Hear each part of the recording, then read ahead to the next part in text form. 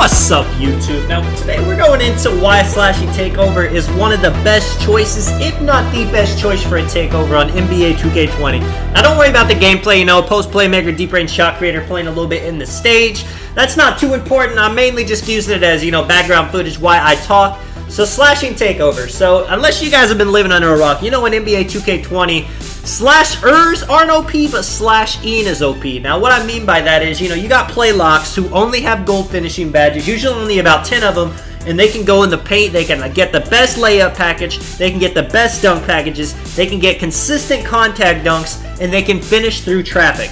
Now, play locks are just one example. I have a Hall of Fame playmaking, Hall of Fame shooting build that gets 4 finishing badges, and I gave it slashing takeover. It's my scoring machine, and I mean, with that, it's not usually able to get contact dunks, but once I have slashing takeover, I'm able to get contact dunks even without having them equipped. I am able to go to the paint, I'm able to barrel my way down there, I'm able to hit contested layups, even against builds that have Hall of Fame defensive badges.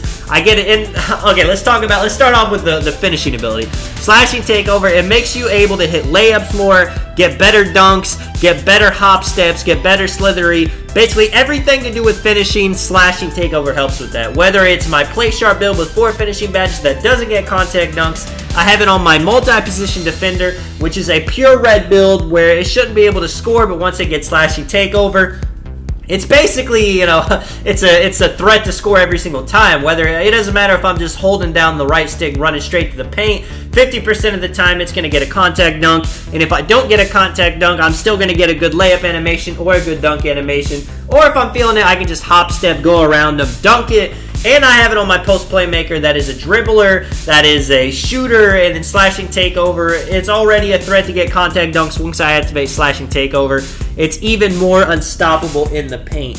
But other than the slashing takeover part, finishing inside, that makes sense. It also gives you such good attributes. Your speed gets increased. Your ball handling gets increased by 10, which is an insane amount. If you're a build with 76 ball control, and you get that slashing takeover activated, you can now momentum, you're going to be a lot faster, your athletics are just a lot better, your vertical, all that stuff. If you guys haven't, check out a video, actually what attributes it boosts. I can sit here and name everything, but you're getting at least a +5 to everything, and there's so many stats you're getting.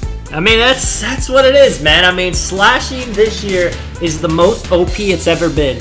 In previous years, you could choose a slasher build and you won't get good contact dunks, you don't get good hop steps, good euros, any of that stuff. This year, even without slashing takeover, you can get great hop steps, you can get great dunk animations, you can get good reverses, great layups. Now imagine with slashing takeover. Now when I say it literally makes a build be able to pretty much score in the paint at will. That's what it is, man. You can go in the paint. I've done it with my multi-position defender. I've activated slashing takeover, and if they're in the paint, even if it's a pure rim, you can basically get contact dunks every single time. Who would not want that? To go along with that, it makes you fast, which helps you with defense. It makes you a better ball handler, which helps with offense in its turn. I mean, if you're a shooting build, if you're a sharp that shoots, 90% of the time, do you want slashing takeover? No, it'll be better if you have, sharp shooting takeover, shot creating takeover, something like that. Now, would it help you if you have slashing takeover and you're a shooting build? Absolutely. You'll be able to score in the paint more efficiently, especially on something like 2s, where it's make it take it. 2s and 1 slashing takeover rules. I mean, of course, post-scoring takeover rules, but that is another video that I am working on as well. The slashing takeover, when it comes down to it, is pretty much going to give you an automatic 2, which on game modes like 2v2, 1v1, where it's make it take it, that is exactly what you need. And that's pretty much it, man. I would say slashing takeover is the best takeover on the game in general. Now, is it the most unstoppable? No, that's post-scoring. Is it, is it the best for your teammates? No, that's playmaking.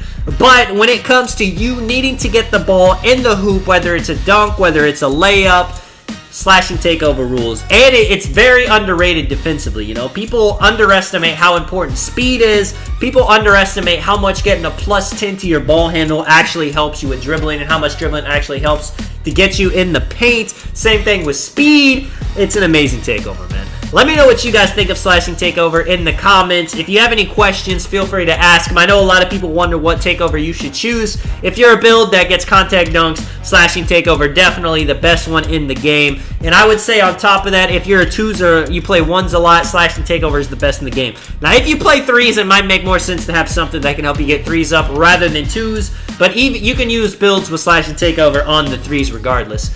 Now that's it for Slashing Takeover. Let me get into the game. So I don't even know what these guys are, to be honest. I mean, it was just background gameplay. But it's 12-14. It is a pretty close game. Dude's name is DatBoy42. This center is huge. So, I mean, it looks like that I won't really be able to play with him because, I mean, pause. It looks like I won't really be able to compete with him in the paint because he's so much taller than me. But I got high interior defense. I got pretty decent strength. I got defensive badges. You see here, I felt like I would have had a nice block right there, but instead 2K gave me a foul. Thank you for that. I guess that's big IQ by him because, you know, he pump faked. He did his thing. But, you know, big stop right here. They got 18 seconds. The worst thing about getting a foul is, you know, and I jump right there. Beautiful jump. If you let people fade close shots, they're going to hit those all day. But, hey, we got the ball now 14-12. What was I saying? Yeah, Beast dots me right there. I go past him. Dot Beast back. I should have did a little bit more slithery. Should have tried to reverse or something. You know, use my speed against him, which I finally do right there. Hop step into the paint. Bang, 12-16. It's going to be tough to, you know, I can't really just drive it right in on him. If I had Slashing Takeover, you know, like the video title, I could just go straight at him and I'd hit it most of the time. But since he's 7'3", since I don't have Slashing Takeover yet, you know, I got to be smart about it. Beast dribbling up this guy. He's the weaker defender. Beast gets an easy layup, 12-18. Now it's a one-bucket game. They can't give us any threes. They got to let us get a 2, which is the smart thing to do. We'll get a 2 and then we'll get one more 2 or they'll make us shoot, whichever one. But Beast dices him up for the 3. Bang, get him out of here. Let me know if you guys enjoyed the video. Let me know what your guys' favorite takeover is in the game. And this is Todd, man. I'll catch you guys next one. I'm out. Peace.